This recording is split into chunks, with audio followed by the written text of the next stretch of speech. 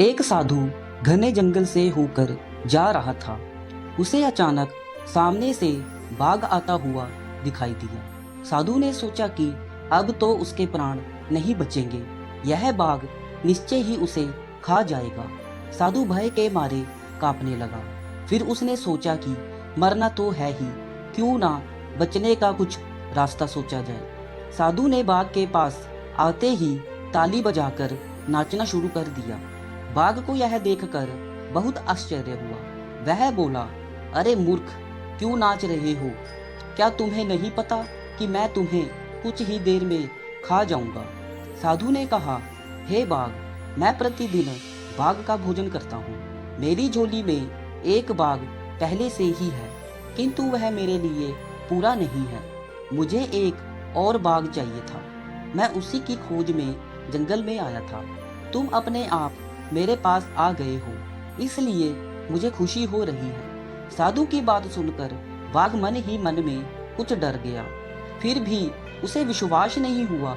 उसने साधु से कहा, तुम अपनी झोली वाला बाघ मुझे दिखाओ। यदि नहीं दिखा सके तो मैं तुम्हें खा जाऊंगा। साधु ने उत्तर दिया, ठीक है, अभी दिखाता हूँ, तुम जरा ठहरो। देखो, भाग मत जाना। इतना कहकर साधु ने अपनी झोली उठाई। उसकी झोली में एक शीशा था। उसने शीशे को झोली के मुख के पास लाकर बाघ से कहा, देखो, यह रहा पहले वाला बाघ।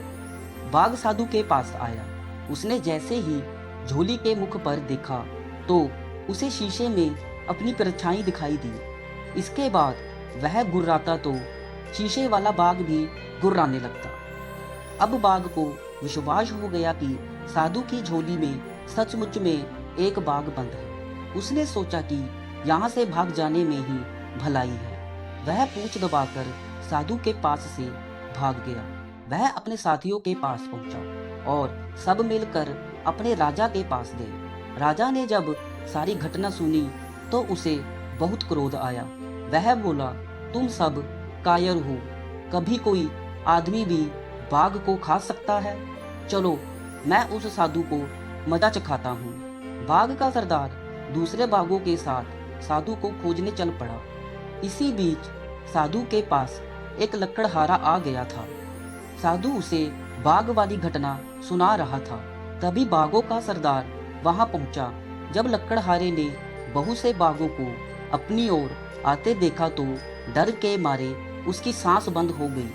वह कुल्हाड़ी फेंक कर पेड़ पर चढ़ गया। साधु को पेड़ पर चढ़ना नहीं आता था। वह पेड़ के पीछे छिपकर बैठ गया।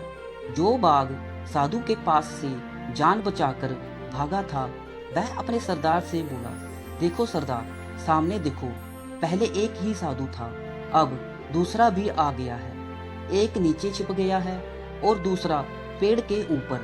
चलो, भाग चले। बाघ का सरदार बोला, मैं इनसे नहीं डरता। तुम सब लोग इस पेड़ को चारों तरफ से घेर लो ताकि ये दोनों भाग ना जाएं। मैं पेड़ के पास जाता हूँ। इतना कहकर सरदार पेड़ की तरफ बढ़ने लगा। साधु और लकड़हारा अपनी अपनी जान की खैर बनाने लगे। अचानक लकड़हारे को एक चींटी ने काट खाया। जैसे ही वह दर्द से तिलमिलाने लगा, उसके हाथ से टहनी टूट गई। वह घने पत्तों और टहनियों से रगड़ खाता हुआ धड़ाम से नीचे गिर गया। जब साधु ने उसे गिरते हुए देखा तो वह बहुत जोर से चिल्लाया, बाघ के सरदार को पकड़ लो, जल्दी करो, फिर यह भाग जाएगा। धड़ाम की आवाज और साधु के चिल्लाने से बाघों का सरदार भी डर गया। उसने सोचा कि यह साधु सचमुच में ही बाघों को खाने वाला है। वह उल्टे पैरों भागने लगा और उसके साथी भी उसे भागता हुआ देखते ही वह भी वहां से भाग गए। दोस्तों, इस कहानी से हमें यह सीख मिलती है कि बुद्धि बल पर भारी पड़ सकती है। दोस्तों, वीडियो अच्छी लगी हो तो वीडियो को लाइक कर दें और चैनल पे नहीं है तो चैनल को सब्सक्राइब कर दें। Thanks for watching.